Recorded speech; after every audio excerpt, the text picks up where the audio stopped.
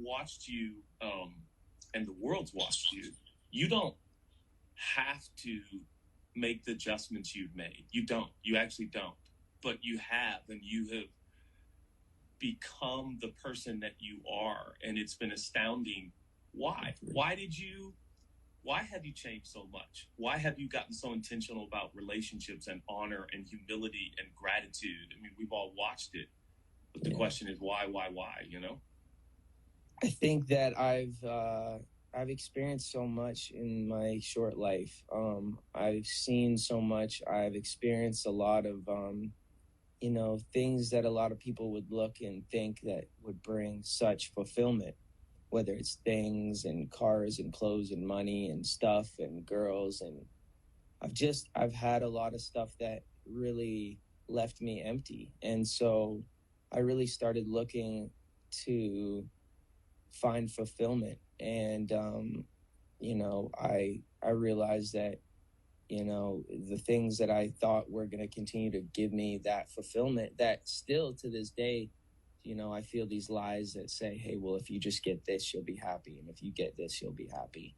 I think I really took a deep dive at the condition of my soul, and I was just hurting and broken. And so I asked God, I said, if you're real, I need you to kind of show me. And I think it says in the Bible, if you seek me, you will find me. And rather than seeking after these other things, I just kind of started looking to God. And he showed me, that I was worth saving, that I was worth dying on the cross for, that I was worth, that my life was worth, that I was worthy. And it had nothing to do with what I did, because at that time I was such a hurting, broken person who was doing a lot of bad things, And so to me, I felt like, what did I do to deserve, the Creator's love? And so he just, showed me, you're worth it. I died for you. I love you. I forgive you. You're redeemed. You're mine. I love you. I'm obsessed with you. And that is what changed my heart, to know that, well, if this guy loves me through all of my stuff, it started to show me that through all the people in humanity, everyone has stuff. Everyone has a sinful nature. Everybody has. It allowed me to start looking, and really seeing the best in people and learning to love people the way God loves, because, we start making up what we feel love is according to our standards, but God has his own standard. And so I just started, as I continue to seek him, he just keeps showing me his standard of love and what love is. And that's patience and kindness and, all these things that are his character and that never change. So that's something that has really changed my outlook on humility, how I see the world, how I love people, how I lead. And and it's given me such a cool perspective to be able to really look and know that the best is still yet to come.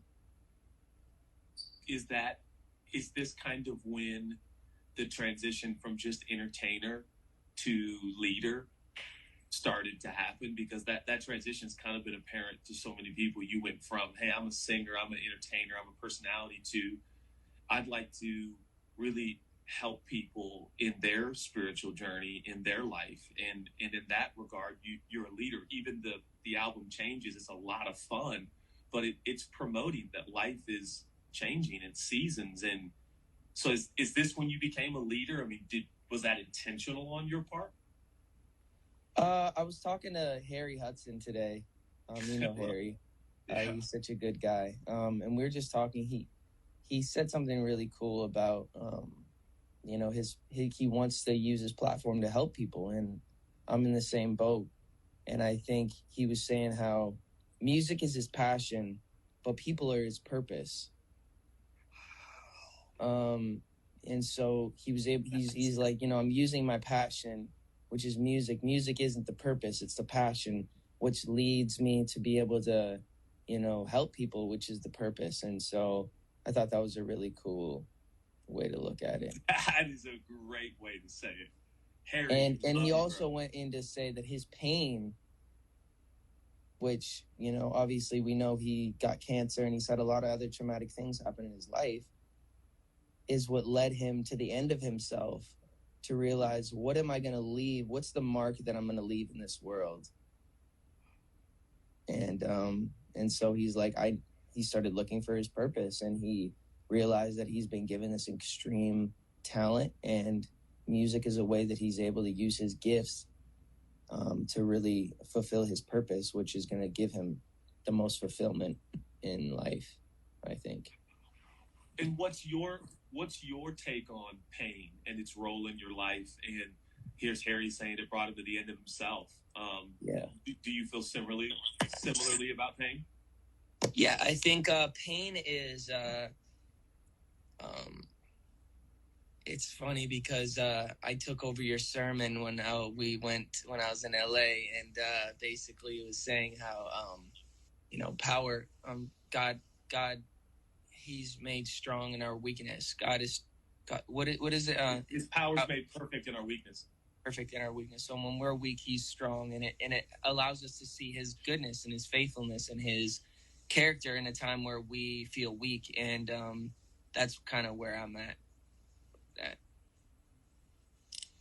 Which we just got to stop for a moment, and this goes beyond leadership. But what you're saying is, you believe pain can propel us to an awareness of our need for a creator.